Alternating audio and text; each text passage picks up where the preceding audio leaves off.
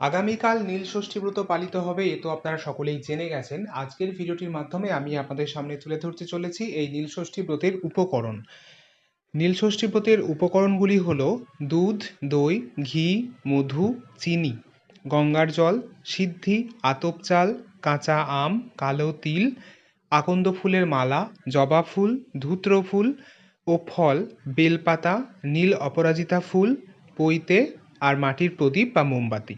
নীল ষষ্ঠীর দিন নীলের ঘরে বাতি জ্বালানোর শুভ সময়, যেটা অমৃত যোগ, শুরু হচ্ছে সকাল 5:53 থেকে 9:22 মধ্যে, এবং তারপর আরেকটি অমৃত যোগ শুরু হচ্ছে রাত্রি 7:33 থেকে রাত 9টার মধ্যে।